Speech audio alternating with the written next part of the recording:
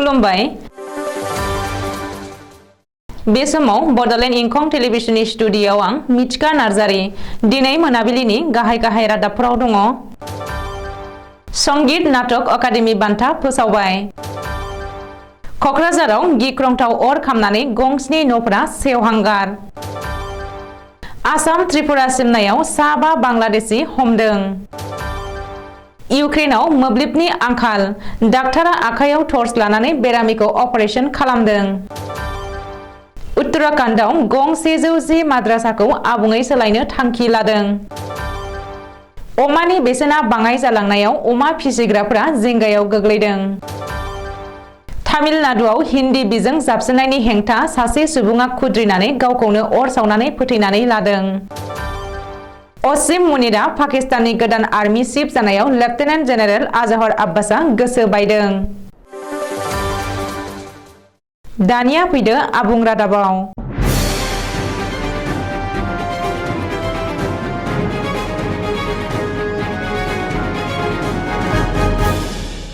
संगीत नाटक अकादेमि बान्थाखौ फोसावबाय।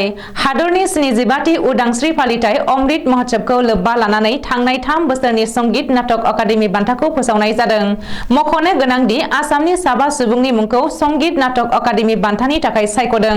संगीत नाटक अकादेमि बान्थानि थाखाय सायख'जानाय साबा असमिया सुबुङा जादों गुणेन्द्र नाथ अजा, रन्जुमनि शइकिया, प्रान्जल शइकिया, डक्टर प्रसन्न गगৈ आरो अविनाश शर्मा।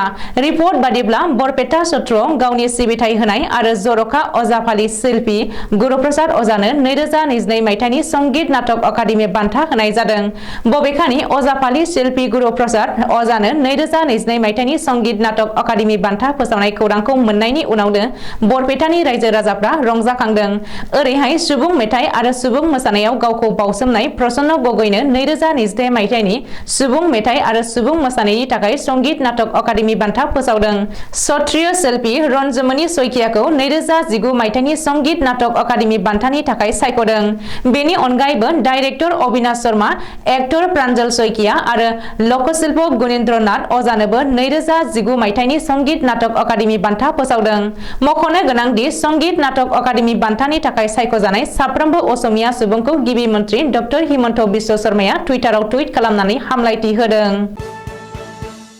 कक्राझाराव गिख्रंथाव अर खामनानै गंस्नि न'फोरा सेवहांगार जादों। दिनै फुङाव कक्राझार जिल्लानि बासिगावआव जादों बे गिख्रंथाव अर खामनाय जाथाया। बबेखानि बे गिख्रंथाव अर खामनाय जाथायाव 30 लाखनिबो बांसिन बेसेननि धोन सम्पथिया खहा जादों होननानै मिथिनो हादों। बे गिख्रंथाव अर खामनाय जाथायनि बागै खौरां मोननाय लोगो लोगो अर खोमोरग्रा बिफाना जाथायसालियाव थांनानै जोंनाय अरखौ खोमोरफैयो आरो बे जाथायखौ गिख्रंथावसिन महर लानायनिफ्राय रैखा खालामो। बबेखानि बे गिख्रंथाव अर खामनाय जाथाया मा जाहोननि थाखाय जाखो बेनि बागै दासिमबो मिथिनो हानाय जायाखै। रैखाथि बिफाना आसामाव आयेन बेरेखायै हाबसनफैनाय साबा बांलादेशीफोरखौ आसाम त्रिपुरा सिमनानि गुबुन गुबुन जायगानिफ्राय हमनो हादों। भारतनिफ्राय गावनि जोनोम हादर बांलादेशआव थांफिननो नाजानाय समावनो साबा बांलादेशीफोरखौ रैखाथि बिफाना हमनो हादों। बेनिनो सानैखौ सिलचर रेल स्टेशननिफ्राय आरो गुबुन साथामखौ आसाम त्रिपुरा रायजोआरि सिमनानि सौरायबारिनिफ्राय हमनो हायो। हमजानाय साथाम बांलादेशी नोगोरारिफोरखौ फारियै खकान फाकिर, मिजानुर रहमान, पारदीन इस्लाम, साक मिया आरो आशराफुल इस्लाम होननानै सिनायथिनो हादों। रिपर्ट बादिब्ला बांलादेशनि नोगोरारिफोरा खामानि नागिरनानै भारतआव आयेन बेरेखायै हाबफैदोंमोन। नाथाय गावसोरनि लुबैनाय बायदि खामानि मोनैनि थाखाय बिसोर भारतनिफ्राय बांलादेशआव थांफिननो नाजादोंमोन। बे समावनो बिसोरनि बडि लेंगुवेजखौ नायनानै बिसोर गासैखौबो रैखाथि बिफाना हमनो हायो। बबेखानि हमजानाय गासैबो बांलादेशीफोरा थांनाय बुधबारखालि रेलजों गुवाहाटीनिफ्राय सिलचराव थांदोंमोन। ससियेल मिडियायाव भाइरेल जानाय इउक्रेननि मोनसे भिडिअ फुटेजआ बुहुमनाङै बयखौबो सोमोनांहोदों। मानोना बे भिडिअआ बुहुमनाङै जिंगासिहोनाय रासिया इउक्रेन दावहाजों सोमोन्दो गोनां। भाइरेल भिडिअआव नुनो मोन्दों दि गंसे देहा फाहामसालियाव डाक्टारफोरा आखायाव टर्च लाइट लानानै बेरामिखौ अपारेशन खालामदों।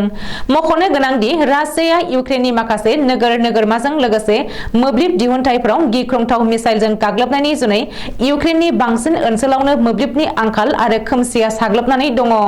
इउक्रेननि लाख लाख सुबुंफोरा खोमसियाव सम बारहोनो गोनां जादों। बेबायदि अलखद थासारिनि गेजेरजोंब्लाबो इउक्रेननि राजथावनि कियेभनि गंसे देहा फाहामसालियाव डाक्टारफोरा आखायाव टर्च लाइट लानानैब्लाबो बेरामिखौ अपारेशन खालामनो गोनां जादों आरो बे समावनो सासे डाक्टारा भिडिअ बानायनानै ससियेल मिडियायाव शेयार खालामदोंमोन। मख'नो गोनांदि बे भिडिअखौ नायनायनि उनाव दावहाथिलियाव जिउ खांनाय इउक्रेननि लाख लाख नोगोरारिफोरनि आथिखाल थासारि आरो दावहानि फोजोबस्रांनाय खहाखौ हमदांनो हायो। रासिया आरो इउक्रेननि दावहायाव सान्थ्रि हानजायाल' नङा, हादरनि साफ्रोमबो नोगोरारियानो जुजिगासिनो। आसामनि उनाव हादरनि गुबुन गुबुन रायजोआवबो माद्रासाखौ सोलायनो सिगांनायखौ नुनो मोन्दों। माद्रासाफोरखौ गोदानै दाफामनायनि थांखियै उत्तराखंड सोरखारा बे थांखिखौ लादों। आसामनि उनाव उत्तराखंड सोरखाराबो गं 100 माद्रासाफोरखौ आबुङै सोलायनो थांखि लादों। मख'नो गोनांदि मुसलमान धोरोमारि फरायसाफोरनि अनगायैबो गुबुन गुबुन धोरोमारि फरायसाफोराबो फरायनो हानाय बायदियै माद्रासाफोरखौ आबुङै सोलायनो उत्तराखंड सोरखारा थांखि लादों आरो बेयो फैगौ बोसोरनिफ्राय गोहोम गोग्लैगोन होननानै उत्तराखंड वाकफ बोर्डनि मासिगिरि सदाब सेमा बुंदों। सदाबा फोरमायबावनाय बायदिब्ला उत्तराखंडनि सोरखारि माद्रासाफोरा फैगौ बोसोरनिफ्राय national council for education research and training सुंद'यै NCERT नि फराफारिखौ थिसननाय जागोन। बेनि अनगायैबो फैगौ सोलोंथाइ बोसोरनिफ्राय 10 आरो 12 थाखोनि आनजादखौ CBSE एबा उत्तराखंड स्टेट एडुकेशन बोर्डआ खुंनो थाखायबो थांखि लादों होननानै सुलुङाव फोरमायदों। गोख्रैनो खमायलांदों अमानि बेसेना। अमा फिसिग्रा आइजोफोरा मोननांगौसिम बेसेन मोनैनि जाहोनाव खाफाल हमदों। अमानि जानाय आदारखौ लानानैबो सिन्था खालामनो गोनां जादों अमा फिसिग्राफोरा। रायजो नाङैनो अमानि बेसेन खमायनायाव बाक्सा जिल्लानि गामि ओनसोलाव गाज्रि गोहोम गोग्लैनायखौ नुनो मोननाय जादों। बाक्सा जिल्लानि खारेजा बिजनि सुग्रेंबारियाव अमा फिसिग्रा सासे आइजोआ गोसो बायदों। गामि ओनसोलनि थागिरि आइजोफोरा अमा फिसिनानै गावनि खरसाजों लोगोसे गावनि गथ' गथायनि फरायनायनि खरसाबो दिहुनो। नाथाय दायो अमानि बेसेन खमायनायाव ओनसोलनि अमा फिसिग्रा आइजोफोरखौ गोसो बायनायखौ नुनो मोननाय जादों। ओनसोलनि माखासे अमा फिसिग्रा आइजोफोरा खौरांनि गेजेरजों मिथिहोनाय बायदिब्ला थांनाय माखासे दान सिगां अमा फिसाखौ मासेयाव 4,000 राङै फानदोंमोनब्लाबो नाथाय दानि सोलिबाय थानाय समाव बेसेन खमायनायनि जाहोनाव मासेयाव 1,000 रांल' जाबाय आरो बेराफारसेथिं अमा बेदराबो 1 केजियाव 300 निफ्राय दायो खमायनानै 150 एबा 200 रां जानायाव अमा फिसिग्रा आइजोआ दुखु मोननाय एबा गोसो बायनायखौ फोरमायदों। ओनसोलनि नखरफ्रोमनिबो आइजोफोरा अमा फिसिनानै थांनानै थानायनि लामा दिहुनदोंब्लाबो अमानि बेसेन खमायनायनि जाहोनाव दायो अमा फिसिनानै जाग्राफोरा थोब्ले माब्ले खस्थ' जानांदों। बेखौ लानानैनो अमा फिसिग्रा आइजोफोरा सरकारनिसिम गोख्रैनो माबा मोनसे राहा खालामनानै होनो थाखाय दाबि खालामदों। 85 बोसोर बैसोनि सासे बोराय सुबुङा तामिलनाडुआव हिन्दी बिजोंखौ मिरु सोरखारा जाबसिननानै होनो थांनायखौ गोख्रोङै होबथादों। सनिबारखालि तामिलनाडुनि सालिम जिल्लानि तालायुराव DMK राजनितिक हान्जानि मावख' लांगोनायाव थांगावेल मुंनि 85 बोसोर बैसोनि सासे सुबुङा गावनि मोदोमाव पेट्रल लुनानै अर सावनानै लादों। जाहोनाव सनिबारखालि फुंनि 11 रिंगायाव थांगावेलआ जायगायावनो जिउ गोमायो। बे जाथायनि उनाव तामिलनाडुनि गिबि मन्त्रि MK सिजेलिना रायजोआव माब्लाबाबो हिन्दी बिजोंखौ आजावा होननानै फोरमायदों आरो तामिलनाडुआव तामिल रावानो सोलिबाय थागोन होननानै फोरमायथिदों। साननैसो सिगाङाव पाकिस्ताननि गाहाय मन्त्रि सानवाज शरीफआ जेनेरेल कमर जावेद बाजवानि आजिरा मोननाय लोगो लोगोनो लेफ्टेनेन्ट जेनेरेल असिफ मुनिरखौ सायख'नानै हादरगिरिनि गनायथिनि थाखाय मुं दैथायहरनाय लोगो लोगोनो पाकिस्तान आर्मिनि नैथि सिनियर कामान्डार लेफ्टेनेन्ट जेनेरेल आजाहर आब्बासआ जोबोद दुखु मोनदों आरो साख्रिनिफ्राय सिगांनो आजिरा लानो थाखाय पाकिस्तान सोरखारनि रैखाथि बिफानाव आर'जलाइ गथायदों।